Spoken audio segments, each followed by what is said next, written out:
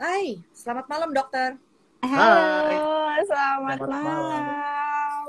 Salam kenal, Dokter Dokter Amanda ya. Amanda ya. Iya, Ya, betul. nice. So, gimana nih kabarnya? Baik-baik aja? Alhamdulillah, baik. Perkenalkan, ini adalah Dokter Amanda dari Lifepack ya. Mm-mm. Ya, betul.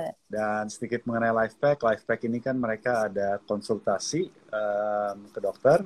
Dan Betul, apakah Dokter Amanda ini salah satu yang biasa memberikan konsultasi juga di Lifepack? betul. Di Ya. Lifepack sendiri ada saya dan Dokter Irma Ya. sebagai dokter untuk konsultasi. I see. Jadi biasa kita konsult lewat telepon gitu. Aku bisa telepon dokter juga untuk tanya-tanya nih. Bisa, tapi biasanya kita sih lebih banyaknya via chatting. Ya chatting. Oke, Chatting online.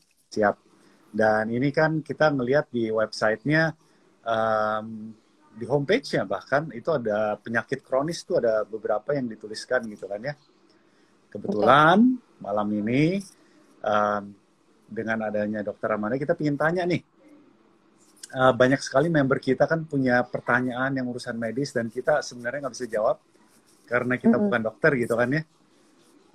Nah itu dia makanya kita undang juga Dokter Amanda mungkin sebagai dokter bisa memberikan arahan tuh untuk beberapa pertanyaan yang mereka punya. Gimana? Bisa dibantu? Bisa dong, masa nggak bisa dibantu? Pasti Asik. bisa dibantu. Oke. Kita lanjut aja atau mungkin ada apa yang ingin disampaikan terlebih dahulu sebelum kita masuk ke sini? Belum sih, lanjut aja. Lanjut aja ya. Oke. Pertanyaan pertama,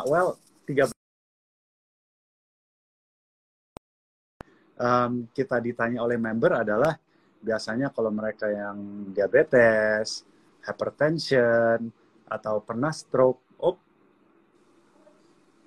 Sebentar. Oke, jadi 3 hal itu ya.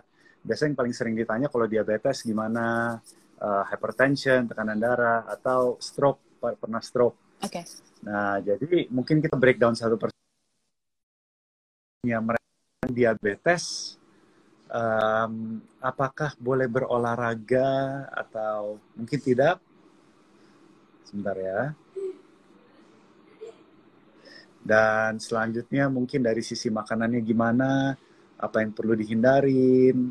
Jadi pertanyaannya untuk mereka yang mempunyai diabetes, kira-kira olahraga ada yang perlu dihindarin atau boleh. Makanan pun juga sama tuh, ada yang perlu dihindarin atau apa yang bagus. Dan mungkin apakah mereka sebenarnya perlu konsul dokter dulu sebelum memulai program olahraga atau diet. Oke, yang pertama kita bahas enaknya diabetes dulu kali ya. Boleh. Biar nanti satu-satu gitu ya. Oke. Iya. Dari diabetes itu sendiri. Diabetes itu adalah suatu penyakit akibat dari kelainan pankreas kita. Jadi pankreas kita itu nggak bisa memproduksi insulin. Jadi diabetes itu kan bisa kita bedakan dari 2 jenis ya. Ada diabetes tipe 1 ataupun tipe 2 yang biasa umum nih kita dengar di kalangan masyarakat ya atau di artikel-artikel kesehatan. Nah, untuk DM tipe 1 itu sudah bawaan dari sejak lahir. Jadi dari bayi memang pankreasnya itu sama sekali tidak bisa memproduksi insulin. Nah, kalau untuk DM tipe 2, biasanya pankreasnya mengalami kerusakan atau gangguan akibat pola hidup yang nggak sehat, sehingga insulin yang dikeluarkan itu tidak sesuai dengan kriteria tubuh. Tetap keluar insulinnya, tapi kayak asing gitu ya. Jadi dia nggak bisa mengikat gula untuk diserap ke dalam tubuh. Kayak gitu. Nah, sebenarnya untuk diabetes itu sendiri harus didiagnosis. Nah, untuk pola makannya sendiri sebenarnya hampir sama. Nah, untuk di type 2 sendiri, itu karena pola hidup kita yang nggak sehat, pola makannya berantakan, sehingga insulin yang terbentuk itu tidak sesuai dengan kriteria tubuh. Jadi, tetap terbentuk, tapi nggak bisa digunakan, nggak bisa diserap tubuh gitu kan, nggak bisa menyatu dengan dengan gula di dalam tubuh lalu diserap. Nah, itu nggak bisa. Nah, sebenarnya untuk pola makan sendiri itu sama, diabetes tipe 1 maupun diabetes tipe 2, yaitu dengan merendahkan atau melihat dari asupan gula sendiri. Karena kan gula nggak hanya bersumber dari yang manis-manis ya. Bisa juga dari karbohidrat, dari nasi, dari roti, dari tepung. Nah, itu kan sumber karbohidrat itu juga nanti kan akan diproses oleh tubuh menghasilkan glukos atau gula. Nah, itu yang harus diantisipasi asupannya. Nah, untuk pola diet ataupun pola olahraga itu sebenarnya lebih baik dikonsultasi. Kenapa harus dikonsultasikan, Dok? Iya. Untuk olahraga, untuk yang Oke, kenapa harus dikonsultasikan terlebih dahulu? Karena setiap orang punya metabolismenya masing-masing, punya berat badannya masing-masing, dan punya kebutuhannya masing-masing. Jadi nggak bisa kita samaratakan kebutuhannya. Itu yang diharuskan untuk konsultasi dulu. I see. Ini berlaku juga, Dok, buat yang pre-diabetic? Yes, betul. Perlu juga untuk dikonsultasikan. Karena untuk pre-diabetes sendiri, untuk terdiagnosis ke arah diabetes, masih kurang nih kriterianya, tapi gula darahnya sudah cukup tinggi. Nah, itu perlu dikonsultasikan juga. Sudah ada kelainan ya termasuk ya? Ya, betul, sudah ada kelainan. Oke, dan aku penasaran, kayak misalnya itu kan dari pola hidup ya, bisa efek ke diabetes type 2-nya. Yang selama ini dokter pernah ketemu orang yang paling muda yang bisa develop type 2 diabetes itu umur berapa tuh? Kalau untuk saat ini, paling banyak sih di usia-usia produktif ya. Di usia 21, di atas 20 tuh sudah ada yang terkena diabetik. Kenapa? Karena diabetik ini kan sifatnya long term. Jadi prosesnya lama. Jadi nggak bisa seminggu 2 minggu makan gula banyak gitu kan, makan karbo banyak lalu timbul diabetik. Enggak. Jadi prosesnya itu tahunan. Jadi kalau sudah ada yang terdeteksi di usia 20 tahun dengan kadar gula tinggi dan dia sudah terdiagnosis diabetes, nah itu artinya prosesnya sudah dimulai dari dia berusia 5 tahun atau dari 1 tahun. Jadi dari usia 1 tahun asupan makannya nggak dijaga, sudah dikenalkan oleh makanan yang serba instan, makanan kemasan, dan itu berlanjut sampai 10-20 tahun ke depan timbullah diabetik. Oh, butuh waktu yang cukup lama ya? Yes, betul. Jadi diabetik itu tidak semerta-merta penyakit yang bisa kita terima ataupun didiagnosis karena pola hidupnya cuma 2-3 bulan nggak benar terus langsung diabetes, enggak. Jadi dia butuh waktu yang lama. Dan kalau misalnya sudah kena, dan apakah pola hidup bisa membantu nge-reverse itu atau menyembuhkan? Itu memungkinkan ya sih? It's a good question. Untuk diabetik, it's a big no. Mutlak tidak bisa sembuh. Kenapa? Karena pankreas kita sifatnya adalah irreversible. Jadi ketika dia rusak, dia nggak bakal bisa balik. It's such a same sama kayak otak. Otak kita kan irreversible. Sekali dia rusak, iskemik, nah dia nggak bisa balik lagi. I see. Jadi sangat penting juga sebenarnya buat orang tua mengerti apa yang mereka masukkan ke makanan anak-anak, ke anak-anak mereka ya. Yes, betul. Jangan sampai teknologi yang kian canggih membuat orang tua makin nggak aware terhadap asupan makanan, terutama untuk anak-anak. Bisa tinggal pesen gitu kan, tinggal siap jadi tapi nggak mau ngolah. Nah itu sebenarnya resikonya besar sekali karena apa yang kita makan saat ini adalah tabungan untuk kesehatan kita di masa depan. Iya, soalnya kan susahnya gini dok, maksudnya kadang-kadang kayak kan kita pun juga udah punya anak gitu kan ya, kadang-kadang orang tua itu mereka pingin memberikan apapun ke anaknya supaya kayak berisi padat subur gitu kan ya. Betul. Apapun dikasih. Betul. Betul. Kebanyakan orang tua sekarang adalah melihat kalau anaknya nggak gemuk, nggak gendut, itu nggak lucu, nggak bagus gitu ya kelihatannya. Jadi nanti, nanti ada yang bilang, kok anaknya terlalu kurus. Itu adalah persepsi yang salah. Makanya harus dimulai dari mindset parentingnya. Parentingnya harus bagus. Jadi kalau orang tua punya anak, harus selalu dicek untuk status gizi anaknya tersebut. Dari mulai tinggi badan, berat badannya apa sesuai dengan umurnya. Kalau memang ukuran berat badan dan tinggi badannya sesuai dengan umur, ya sudah, tinggal dilanjutkan saja nutrisi hariannya. Tapi memang kalau jika nanti ditemukan ternyata kurang status gizinya, nah itu bisa dikonsultasikan untuk penambahan kalorinya agar berat badannya sesuai dengan umur. Sehingga pertumbuhannya nggak terganggu. gitu. Jadi jangan semerta-merta anaknya pengennya makanan yang instan karena mungkin rasanya lebih enak ya, rich flavor gitu ya. Tapi padahal itu punya dampak yang banyak mengarah ke buruknya ya untuk anak-anak gitu. Terutama anak-anak yang masih dalam masa pertumbuhan. Gitu. Mereka butuh nutrisi kompleks dari buah, sayur, serat gitu ya. Ketimbang makanan yang hanya mengenyangkan mereka dan memuaskan lidah atau rasa ya dari anak-anak. Nah, itu yang harus diperhatikan. Oke. Jadi konklusinya ini bahwa kalau ada tipe type 2 diabetes itu sudah tidak bisa disembuhkan total. Namun dengan pola hidup yang sehat itu bisa membuat tidak menjadi lebih parah, begitu? Betul, betul. Nah, jika sudah terdiagnosis diabetik, nah, langkah selanjutnya yang harus dilakukan adalah atur pola makan sedemikian rupa, lalu jalankan pola hidup yang sehat, lalu konsumsi obat-obatannya. Karena yang paling mengerikan dari diabetik adalah komplikasi itu sendiri. Apa komplikasi yang bisa dicetuskan oleh diabetik? Pertama, kebutaan mata akibat retinopati diabetik. Jadi gangguan pembuluh darah mata yang diakibatkan oleh gula darah yang tidak terkontrol. Bisa juga mengganggu pembuluh darah di dalam ginjal. Jadi ginjalnya jadi cepat rusak karena pembuluh darahnya terganggu. Dan kelainan-kelainan perifer seperti saraf. Jadi sarafnya itu cepat nyeri, cepat kesemutan karena ya tadi gula darahnya.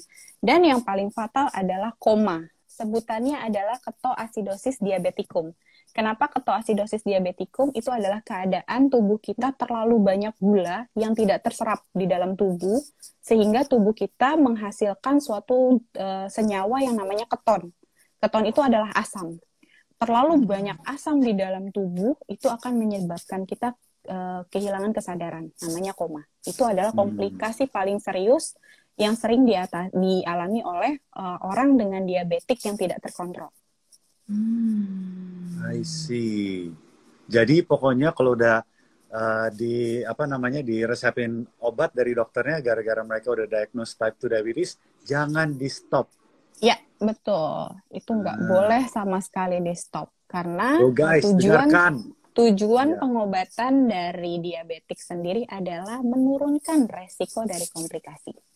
Jadi don't worry ya kalau aduh saya jadi diabetes nih, gula darahnya tinggi, aduh nggak sehat. No, nggak kayak gitu. Tetap harus happy, jalani pengobatan supaya komplikasinya turun. Iya, setuju banget. Nah, selanjutnya, diabetes ini betul ya bisa lead ke hypertension, ada hubungannya? Betul dong, pasti berpengaruh. Karena gula darah itu adalah sumber dari semua sel di tubuh kita. Pembuluh darah kan juga punya sel.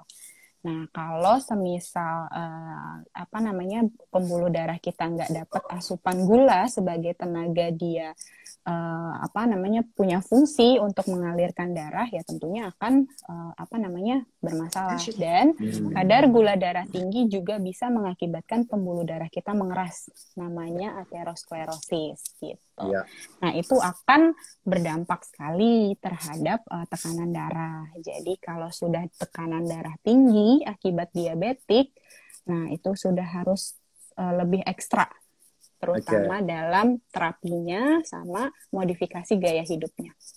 Jadi tekanan darah ini bisa maksudnya berdiri sendiri atau bisa juga disebabkan dari diabetes. Ya, betul. Kan bisa terjadi dari dua cara itu. Oke, sekarang maybe kita lanjut nih ke topik tekanan darah. Ya, penyebabnya apa, terus apakah boleh olahraga dan apa yang harus dihati-hatikan dan juga makanannya gimana tuh? Oke. Nah, untuk tekanan darah tinggi ini sendiri dia memang lebih kompleks ya daripada kalau diabetes kan lebih ke arah bisa pola makan. Nah, tapi kalau untuk hipertensi ini sendiri sebenarnya bisa berdiri akibat proses penyakit kronis yang sudah terjadi di dalam tubuh kita. Misalnya kalau kita punya kelainan ginjal gitu kan, kelainan pembuluh darah di ginjal itu bisa menyebabkan kerusakan pembuluh darah yang lain, jadinya hipertensi. Atau kita punya kelainan hormon seperti hormon endokrin di tiroid, nah itu bisa mempengaruhi tekanan darah juga. Tapi di sini yang bisa disembuhkan adalah tekanan darah tinggi atau hipertensi sekunder.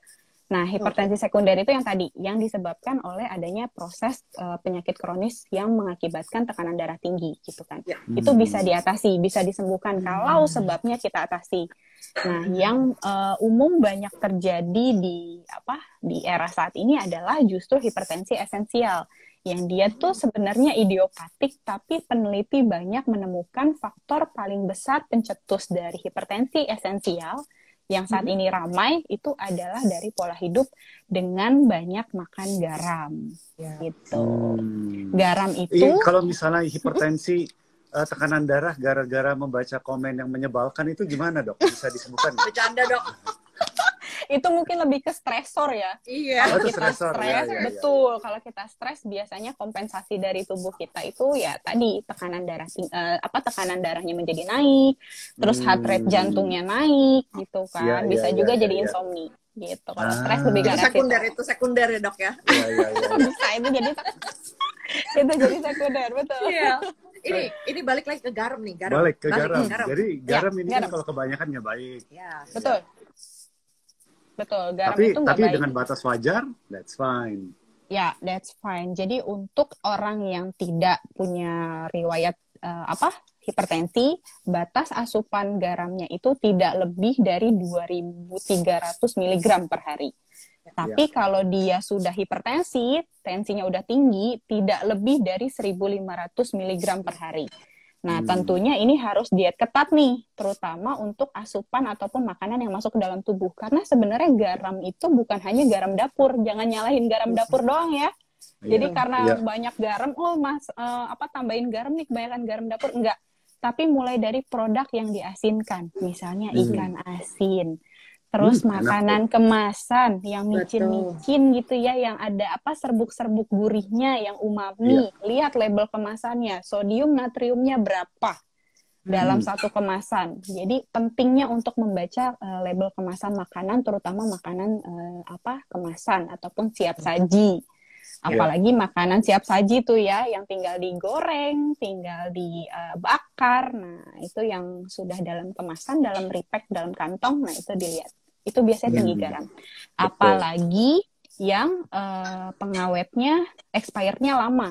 Nah, biasanya para produsen itu dia menaruh agak lebih banyak garam untuk mekanisme pengawetan. Nah, itu harus diantisipasi. Canned foods ya, Dok ya, termasuk ya? Yes, betul. Makanan kalengan, guys. Jadi perasaan tadi sebelumnya makanan instan, makanan proses, ini juga makanan proses kalengan yang diawetkan.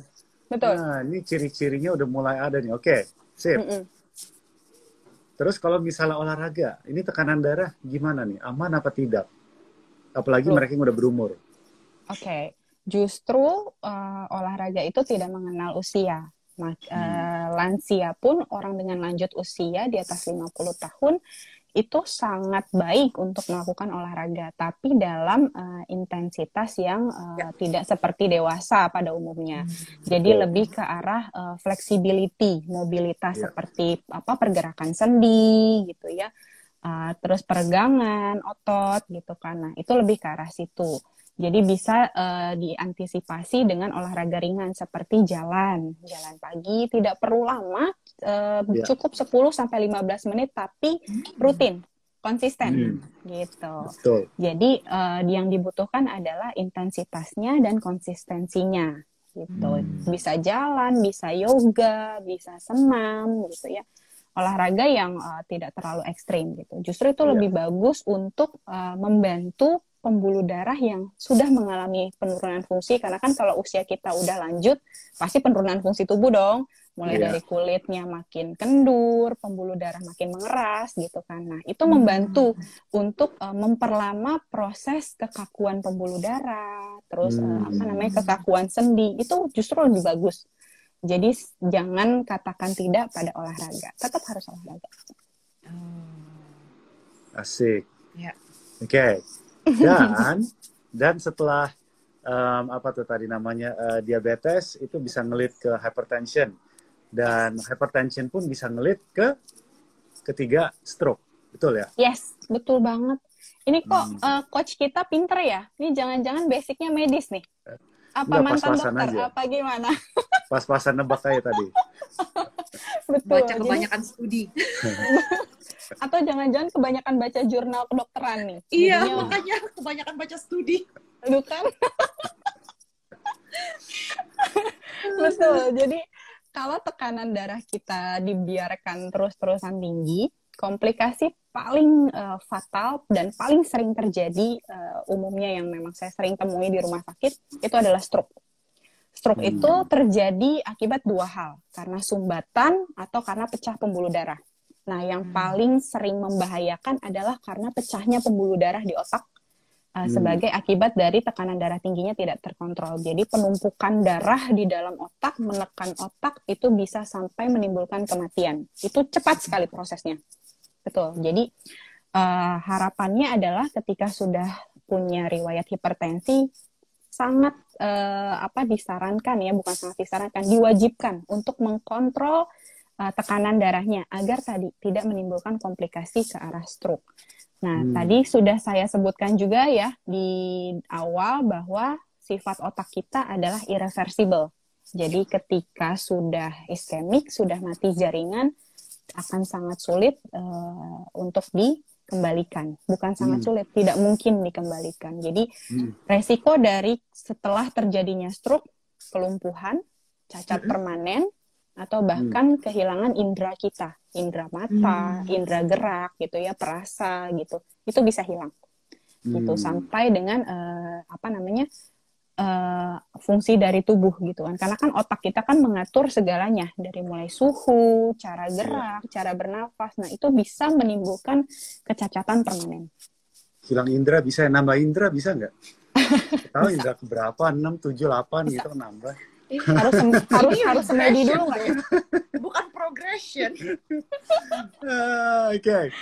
Serem juga ya jadi ya. Gara-gara, itu dari satu lead to another, and then tambah lama tambah komplikasi gitu kan. Betul. Ya. Sorry, terus kalau misalnya mengenai kembali sedikit, tekanan darah tadi itu bisa reversible kan? Bisa membaik atau? Nah, Sekunder bisa. Kalau sekunder bisa? Sekunder bisa. Kalau esensial harus ada kriterianya. Jadi kalau dia usianya di bawah 35 tahun, dengan tanpa dia pola hidupnya merokok, minum alkohol gitu. Karena kan merokok dan alkohol sebenarnya dia punya faktor untuk kekakuan pembuluh darah ya. Kalau dia kurang dari 35 tahun dan dia masih dalam kategori pre-hypertension, atau artinya dia masih dalam kisaran tensinya 120 sampai 139, terus bawahnya itu 88,9, itu masih bisa dilakukan modifikasi gaya hidup sampai dia lepas obat. Bisa. Tapi kalau di atas 35 tahun dengan pola hidupnya merokok, konsumsi alkoholik gitu ya, terus dengan dia hipertensinya dengan nilai tekanan darahnya di atas 139, itu udah nggak bisa sembuh sebenarnya. Kamu harus jaga, kamu udah 36. Iya. Dan itu developnya itu apa sama kayak tadi, diabetes kan lama tuh type 2-nya. Kalau tekanan darah ini juga? Sama. Prosesnya lama ya, long term. prosesnya. Ya, betul. Berarti kebanyakan penyakit kardiovaskular gini long term ya dok ya, bukan kayak... Betul. Betul. Iya. Wow. That's why mereka dikategorikan sebagai golongan yang kronis. Apa arti kronis? Kronis itu adalah jangka panjang. Iya. Gitu. Jadi dia prosesnya itu lama sekali baru muncul. Beda dengan akut. Iya. Kalau akut itu dia lebih cepat prosesnya. Gitu. Cinta aku sama kamu bukan akut. Kronis. Oh, iya, pasti itu udah. Kronis. Oke. Itu jadi kan kalau misalnya tadi tekanan darah tuh bisa, mereka pola hidup sehat bisa membantu ya. Yes. Nah kalau misalnya stroke ini nih, mereka udah pernah pengalaman stroke, olahraga apa boleh? Atau perlu benar-benar yang santai banget, yang penting aktivitas saya beraktivitas itu gimana tuh? Oke. Dilihat dulu pasca stroke itu apakah dia tekanan darahnya masih kurang stabil. Kalau semisal tekanannya masih naik turun, kita olahraga yang katakan memacu kardio. Kalau kardionya terpacu, heart rate-nya naik, ya pasti kan tekanan darahnya naik. Itu akan riskan. Iya. Jadi memang harus diobservasi dulu, terutama dalam hal tekanan darahnya dan heart rate-nya. Jika memang memungkinkan berolahraga, kita berikan olahraga sesuai dengan kebutuhan kondisi tubuhnya. Tapi kalau semisal sepertinya ya sudah mungkin lebih baik banyak rehat, istirahat gitu kan, tapi tidak semerta-merta banyak tidur juga gitu. Seperti aktivitas biasa aja kayak gitu. Iya. Oke. Soalnya gini ya dok, setahu saya, ini mungkin saya salah, orang yang mempunyai stroke itu kan kadang-kadang bisa lose balance. Yes, betul. Gampang banget. Makanya jadi kayaknya aktivitasnya harus benar-benar dijaga ya. Karena kalau misalnya sedikit aja yang udah losing balance tuh bisa jatuh. Satu orang jatuh tiba-tiba. Betul. Losing balance itu tadi yang saya sebutkan di awal, bahwa karena adanya kerusakan di area otak yang dia mengatur keseimbangan. Jadi kemungkinan gangguan pembuluh darahnya ada di situ. Jadi dia nggak balance, nggak seimbang. Nah, gimana caranya untuk meminimalisir ketidakseimbangan? Bisa dengan menjalani fisioterapi. Jadi pasca stroke jalani terapi ya, seperti jalan bantu oleh tenaga medis, dipantau oleh dokter fisioterapinya gitu kan. Nah, itu bisa membantu. Tapi tetap harus hati-hati dalam pemilihan olahraga, apalagi tanpa konsultasi terlebih dahulu. Oh iya, betul. Jadi intinya seperti yang kita udah omongin kalian para menonton di sini, kalau misalnya ada salah satu dari penyakit yang barusan itu kita bahas, tolong konsultasi ke dokter dulu. Betul. Ya, soalnya setiap orang seperti dokter bilang mempunyai mungkin level severity apa sih bahasa Indonesia? Tahu, level keparahan. Kebutuhan yang berbeda-beda.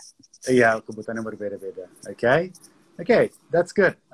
Terus aku ingin tahu dari ketiga hal ini, apa perannya serat dalam masalah-masalah yang tadi kita sebut, diabetes, mungkin kolesterol juga, hypertension, kolesterol gitu kan ya. Serat itu penting nggak sih? Penting nggak sih buat mereka makan sayur? Soalnya kadang-kadang ada nih para ibu-ibu kayaknya dengar kata sayur, nggak mau, nggak bisa makan gitu kan. Ada yang muntah dok, kalau misalnya makan sayur ternyata muntah dok. Gimana dok? Oke. Sebenarnya harus agak sedikit dirubah mindset tentang serat ya. Jadi kalau kita makan sayur, yang terpikir adalah serat. Padahal nggak hanya serat yang bisa kita konsumsi. Serat penting untuk pencernaan. Semakin pencernaan kita bagus, metabolik tubuh kita bagus, sistem yang bekerja di tubuh kita makin bagus. Nah, tapi nggak hanya serat sebenarnya yang kita incer dari makan sayur. Tapi ada vitamin E, vitamin C, vitamin B. Itu banyak sekali di dalam sayur, terutama yang hijau ya, yang dia mengandung klorofil banyak gitu ya, yang warna hijau. Nah, itu banyak sekali vitaminnya. Apalagi dari segi zinc dan mineral. Nah, itu bagus sekali untuk tubuh. Jadi mindsetnya bukan sayur hanya keserat, enggak. Sayur itu juga punya banyak vitamin untuk membantu tubuh kita bekerja lebih optimal karena vitaminnya masuk gitu. Mungkin pemikiran mereka soalnya vitamin yang barusan dokter bilang itu nggak manis, nggak kayak buah, dok. Benar dok. Kalau buah kan manis, itu vitamin. Kalau sayur pahit, bukan vitamin. Enggak dong. Ya. Boleh nggak makan sayur, ganti buah aja. itu yang diperlukan untuk refreshing mindsetnya ya. Jadi harus diupdate nih. Jadi makan sayur itu bukan hanya seratnya yang diincar, tapi vitaminnya juga. Apalagi sayur adalah sumber makanan yang paling mengenyangkan, tapi paling rendah kalorinya. Nah, itu harus ditanam gitu ya di mindsetnya ya. Jadi jangan nggak mau makan sayur gitu. Jadi harus makan sayur. Terus mereka yang bilang asam urat. Takut makan sayur. Itu gimana? Dilihat dulu kadar asam uratnya. Kalau kadar asam uratnya di atas 6 untuk perempuan dan di atas 7 untuk laki-laki, dilihat dulu apakah sering mengkonsumsi kacang-kacangan juga. Jadi jangan semerta-merta menyalahkan sayur. Padahal sayur itu sebenarnya ada memang resiko untuk penumpukan asam urat tapi kecil, tapi lebih banyak di kacang-kacangan. Misal sering ngemil kacang kulit, kacang apa tuh yang di kemasan gitu ya. Nah, itu Iya. sebenarnya lebih apa ya, lebih banyak menimbun asam urat. Dan satu lagi, jeroan. Kalau sering ke restoran yang jeroan sapi ataupun yang digulai gitu ya. Nah, itu juga nimbulin asam urat paling tinggi gitu. Jadi Iya, iya, jangan iya, cuman iya. sayur yang disalahin, tapi makanan yang jeroan-jeroan kayak gitu Iya. ya. Terus kacang-kacangan, nah Mantap. itu juga diperhatikan. Berarti kalau ngomong kacang-kacangan, gado-gado termasuk tuh. Iya Kira dong, termasuk. Termasuk. mirip kolesterol ya asam urat ya berarti ya. Iya, Betul. iya. Oke, that's good. Oke. Edamame rebus termasuk nggak? Edamame rebus, Dok? Kalau edamame dia sangat sedikit untuk Sedikit. kadar purinnya dikit lah, nggak terlalu banyak sebanyak kacang tanah, kacang-kacangan yang almond gitu ya. Iya. Agak sedikit ya. Oh, berarti yang kriuk. Yes, Kriuk. yang Kacang lebih yang kriuk betul. Kacang yang lebih kriuk dan dia tasty ya. Jadi dia nggak diapa-apain dan dia tasty. Nah itu lebih banyak menimbun asam urat. Ya, kalau kacang merah, paham. kacang hitam, edamame kan nyek gitu kalau digigit. Banyak ya. Kayak Iya. karbohidrat tau nggak? Nyek Iya. gitu. Iya. Parahnya juga kayak gitu ya. Oke guys, jadi sekarang kita akan buka waktu untuk kalian bertanya-tanya para penonton. Mungkin kalian mempunyai questions dari apa yang kita bahas malam ini. Silahkan. Oke. Bertanya. Sekarang kalian punya 20 menit. Tuh dia tuh ada tuh. Apa? Kalau almond berarti almond susu almond. Iya, susu Iya. almond dan susu kedelai katanya, Dok. Itu gimana tuh susu almond? Oke. Hitungannya apa? Nah itu dilihat dulu tadi dari label kemasannya. Berapa jumlah proteinnya, lemaknya, dan dia dalam serving ya. Maksudnya apa sih namanya asupan harian penyajiannya ya. Nah itu dilihat. Jadi sebenarnya apapun boleh masuk, yang penting dia masih dalam dosis standar yang dibutuhkan tubuh. Jadi nggak melebihi jumlah asupan. Gitu. Misal kayak garam tadi kita nggak boleh lebih dari 1.500 mg kalau yang sudah hipertensi gitu kan. Nah sama dengan kacang-kacangan yang lain gitu. Tapi dilihat juga dari kondisi tubuh. Kalau semisal setiap hari minum susu almond 1 liter gitu kan ya iya bakalan naik nanti asam uratnya. Jadi apapun selama tidak berlebihan nggak apa-apa untuk diasup. Saya suka jawabannya dokter. Oke. Ini ada lagi nih, olahraga yang aman untuk diabetes. Tadi sempat bahas belum ya? Udah bahas, dokter bilang harus konsultasi karena tergantung. Iya, nggak bisa pukul rata, kata dokter. Betul. Oke. Jadi masing-masing kondisi, guys. Kalian tanya dokter kalian masing-masing ya. Atau kalian bisa cari dokter Amanda di Lifepack. Betul. Iya, jangan tanya kita ya. Oke, berikutnya apa? Bentar, ini lagi mencari-cari dulu pertanyaan. Silakan kamu ngomong dulu sambil aku cari pertanyaannya. Oh, ini soalnya session buat tanya jawab. Aku takut kalau kita ngomong-ngomong nanti dipangkas, disunat waktu mereka, malah mereka ribut nanti. Oke, ini ada yang tanya. Ya. Susu whey protein, ya seperti merek-merek yang ada di supermarket gitu. Ya. Itu boleh dikonsumsi setiap hari atau tidak? Untuk yang diabetes katanya ya. Nah, untuk whey protein tadi sendiri balik lagi ke label kemasannya. Lihat kadar glukosnya, kadar lemaknya, kadar karbohidratnya, proteinnya. Balik lagi lagi ke label kemasannya dilihat. Kalau ternyata dia judulnya whey protein, tapi ternyata di belakangnya kandungannya tinggi-tinggi, nah itu yang harus diwaspadai. Ya. Gitu. Jadi kalau misalnya gulanya, contoh misalnya gulanya dari kayak biasa dextrose atau kebanyakan kalau whey protein dextrose ya? Dextrose, yes. Ya kan? Dextrose, maltodextrin, gitu-gituan ya? Iya. Apakah itu juga menyebabkan insulin untuk naik juga? Pastilah. Untuk jenis gula itu kan ada sukrosa, dextrosa, kayak gitu. Itu pasti tetap. Nah, itu kan ada perhitungannya masing-masing. Berapa sih kadar asupan maksimal dari glukos yang dextrose, sukrose untuk orang-orang itu ada perhitungannya. Tergantung dari jenis kebutuhannya. Apakah dia sedang diet glukos ataupun tidak. Siap. Oh, oke. Oke, ini berikut dari Rizky. Hipertensi harus minum obat setiap hari kah, dok? Yes. Kalau dari kriteria yang masih bisa sembuh ya, itu di luar dari kriteria itu. Kalau misal di atas 35 dengan hipertensinya sudah grade 2 yang di atas 140, ya itu tetap harus minum obat rutin. Jangan dianggap obat tapi dianggap vitamin. Kenapa? Karena obat kalau kita anggap kita minum obat terus, dari psikologi kita tuh bakalan capek. Tapi kalau kita anggap itu sebagai vitamin, mencegah kita dari komplikasi, kita akan happy. Walaupun harus minum obat setiap hari. Kalau misalnya tekanan darahnya sudah kembali normal, tanpa obat, itu gimana? Apa harus tetap makan obat? Atau boleh lepas obat? Lepas obat, atau konsul dokter dulu? Oke, kita lihat dalam 3 bulan. Jadi semisal sudah minum obat terus tekanan darahnya tuh stabil nih, dengan modifikasi gaya hidup tentunya ya. Nah, sewaktu-waktu kita tes, yaitu kita stop obatnya. Nah, dalam 3 bulan, sebenarnya nggak harus 3 bulan sih, dalam 1 bulan pun sebenarnya udah kelihatan. Seminggu pertama, 2 minggu kedua gitu kan, ketika dia ada pelonjakan naik, itu gagal. Jadi harus tetap minum obat. Tapi kalau dalam dalam periode 1 bulan, selama 1 minggu, setiap minimal ya 1 minggu sekali kita cek tensi, itu tekanan darahnya masih normal, terus sampai kita evaluasi 3 bulan dengan modifikasi gaya hidup doang nih, nggak minum obat, masih stabil, itu dia bisa stop obat. Tapi kalau once dia naik, itu gagal. Tetap harus minum obat terus. Iya, oke.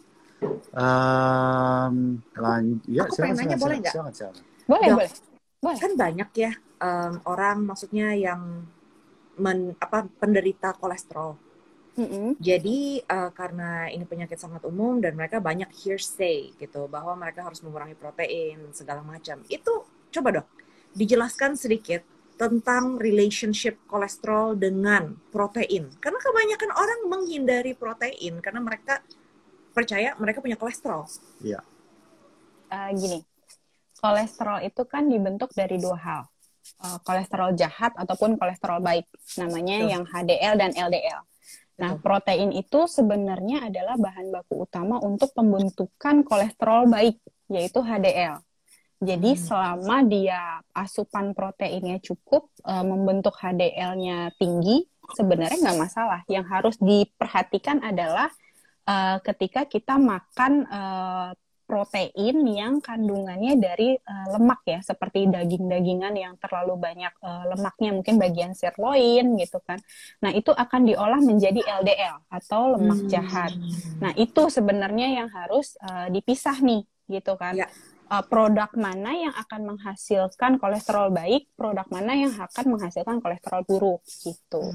Nah, itu sebenarnya yang harus didalami, ataupun lebih kalau kita sebagai yang tahu mungkin harus lebih gembor ya sosialisasinya ya terkait dengan produk dalam menghasilkan kolesterol baik ataupun jahat. Jadi bukan sembarang protein, bukan semua protein. Betul. Berarti tidak ini semua protein. Berarti ini berlaku juga dong untuk semua lemak. Jadi bukan semua lemak gitu loh. Yes, betul. Lemak jenuh. Betul. Karena pada dasarnya tubuh kita juga perlu asupan lemak untuk tenaga, untuk cadangan tenaga kita itu juga butuh lemak. Tubuh kita butuh protein, tubuh kita butuh glukos juga, butuh gula. Jadi semuanya tuh nutrisi itu dibutuhkan tubuh, cuman dilihat asupannya. Kadar yang masuk ke dalam tubuh itu sudah melewati ambang batas yang bisa tubuh toleransi atau tidak. Itu penting banget dok. Soalnya gini, biasa kalau misalnya mereka mendengar harus menghindari sesuatu, itu arti buat kebanyakan orang itu sama sekali nggak boleh. Ya. Atau kalau misalnya coba makan sesuatu, nah itu makannya bisa 10 mangkok tuh. Betul. Nggak ada titik moderation itu nggak ada. Jadi intinya semua itu sebenarnya oke selama masih di batas hitungan. Betul. Kadang pasien saya pun kalau saya edukasi kurangi garam ya. Di mindset mereka, saya nggak boleh makan garam. Alhasil mereka lemes. Ion tubuhnya nggak ada. Karena kan natrium itu kan sebagian besar digunakan untuk pacu jantung, kelistrikan. Tetap boleh, cuman harus dibatasi gitu. Jadi jangan berpikir, kalau disuruh kurangi tandanya nggak boleh. No. Kalau dikurangi ya tetap dikurangi porsinya, kebutuhannya, karena sebenarnya tubuh kita tuh nggak perlu banyak-banyak kok gitu. Yang penting masuk aja. Oke, that's good. Nah, ini ada pertanyaan seru nih. Aku juga nggak paham soalnya. Dari Kirei, dok, pankreas kalau sudah rusak, apa bisa dicangkok atau didonor seperti jantung atau ginjal? Wah, it's a good question nih. Ini kayaknya anak kedokteran nih kayaknya yang nanya ya. Betul. Jadi untuk saat ini yang bisa kita atasi untuk mungkin katanya menyembuhkan diabetes adalah cangkok pankreas. Jadi pankreasnya diganti. Itu bukan cangkok sih sebenarnya, lebih ke transplantasi. Jadi pergantian. Gitu. Nah, karena kan tadi karena pankreasnya rusak, sifatnya irreversible, kita ganti sama donor yang memang dia masih bisa berproduksi secara normal. Jadi utuh ya? Berarti harus betul. cocok dong, dok? Betul, harus cocok, dan itu pun harus dengan pengobatan imunosupresif. Artinya kalau kita mendapat organ dari organ lain, belum tentu tubuh kita menerima organ tersebut. Iya. Nah, jadi tetap harus mengkonsumsi obat-obatan yang sifatnya menekan sistem imun agar bisa diterima organnya. Gitu. Jadi it's not a easy things to do, gitu kan. Jadi tetap ada komplikasinya, tetap ada resiko kegagalannya. Tapi itu adalah salah satu cara untuk menyembuhkan diabetes. Wah, berarti bisa juga dong, dok, gara-gara imunosupresif nanti gampang kena penyakit lain, enggak? Yes, betul. Apalagi kelainan endokrin ataupun hormon yang menyebabkan muka kita moon face gitu ya, bengkak gitu. Nah, itu adalah akibat dari pemakaian obat-obatan imunosupresif. Jaga pankreas baik-baik ya. Jadi intinya jaga kesehatan dari jauh-jauh hari lah ya. Betul, karena pada dasarnya lebih baik mencegah daripada mengobati. Iya, cuman kan maksudnya kayak tadi dokter bilang, it takes time. Keseringan mereka pikir, udah 10 tahun juga aman-aman aja. Terusin aja, nggak ada masalah kok. Kan begitu. Selama ini gue hidup-hidup aja kok. Ya, kalau dibilangin ngeyel, susah jadi.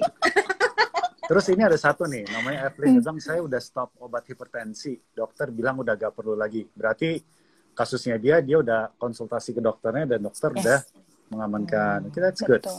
Betul. Jadi mungkin masih masuk dalam kriteria, dia masih pembuluh darahnya masih elastis, usianya belum terlalu lanjut, terus pola hidupnya dimodifikasi sebegitu ketatnya sehingga ya tubuhnya reversible lagi, kembali lagi secara normal.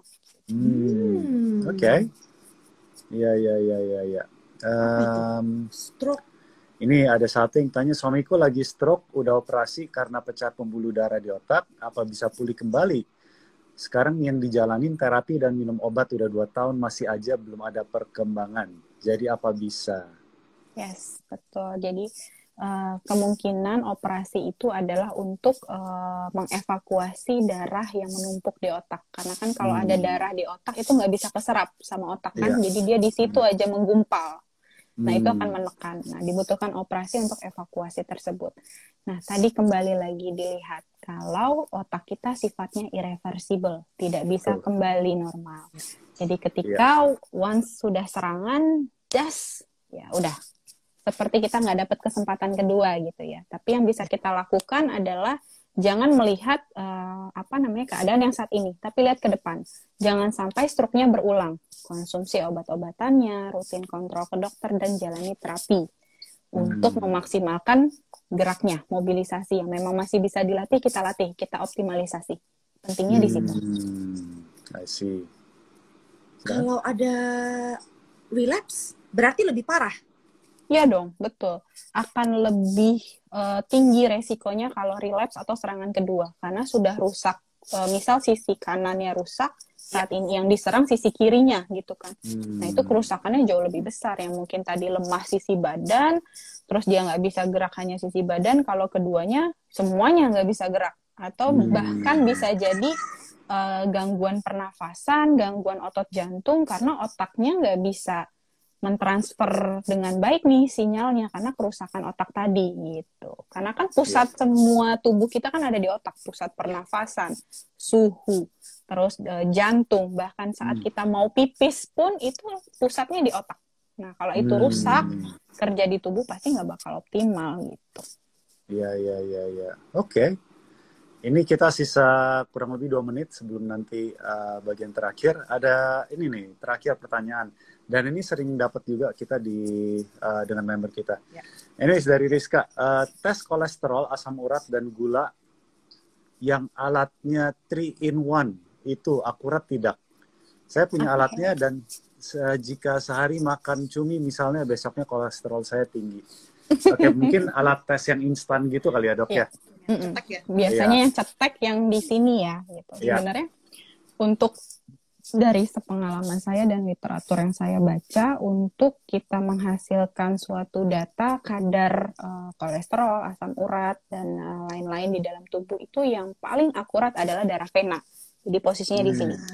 Gitu. Jadi sebenarnya akan terjadi mungkin negatif palsu atau positif palsu jika kita ngeceknya hanya di pembuluh darah kapiler gitu kan, yang kecil-kecil gitu. Itu akan sering banget ada ternyata tinggi, padahal ternyata di venanya masih normal kok, nggak masalah gitu. Jadi memang baiknya di pembuluh darah vena. Itu kalau misalnya kita ngomong gula dan kolesterol sama atau mungkin berbeda, sama aja ya? Mereka beda ya, mereka kadar yang berbeda di dalam tubuh ataupun indikator yang berbeda di dalam tubuh, tapi bisa dicek di darah. Iya. Tapi maksudnya untuk yang akurasi tadi itu. Sama. Mau glukos maupun asam urat ataupun kolesterol sama. Karena paling bagus adalah di darah perifer, karena kan dia dihitung benar dengan pasti dengan alat berapa milinya. Berapa mili per berapa gitu kan, untuk menghasilkan suatu kadar ataupun hasil. Kalau di sini kan cuma berapa mili untuk menghasilkan 3 hasil, sepertinya agak kurang akurat ya gitu. Apalagi dan di juga, kapiler pembuluh darah paling kecil.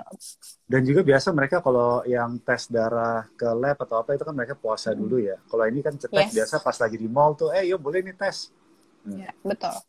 Iya. Jadi kalau kita ingin membandingkan contoh deh, level kolesterolnya mereka tentunya nggak bisa membandingkan hasil dari lab dan juga hasil dari yang instan itu ya. Soalnya sangat tidak Kalau lab aja. Benar. Ya, kalau enggak lab mendingan ke lab. Iya, betul. Udah begitu. Betul. Iya. Siap. Oke. Ini sesi kita untuk hari ini sudah sampai sini, dan ini ada rekannya ya yang pingin masuk. Betul? Iya, betul. Sepertinya dari tim Lifepack mau masuk. Itu perlu saya undang atau ada di sana temannya? Enggak sih. Kita beda tempat. Jadi mungkin habis ini aku pamit gitu ya. Nanti baru beliau masuk ya. Oke. Nanti dia pakai akun satunya. Oke. Siap. Thank you banget, Dokter Amanda, sangat Thank informatif. You juga. Aku beneran pengen undang lagi lo kapan-kapan kalau nggak keberatan. Iya. Oh boleh? Ya. Boleh. Bener ya, beneran nih. Boleh. Bercanda nih Dok. Ya. Oke. Nanti dem. Soalnya ini kayaknya seru semua nih yang penontonnya ini hari ini. Oke, thank you so much. Kita benar appreciate waktunya. Terima kasih Dok atas waktunya. Terima kasih. Aku izin pamit ya. Yo, see you. See you. Night.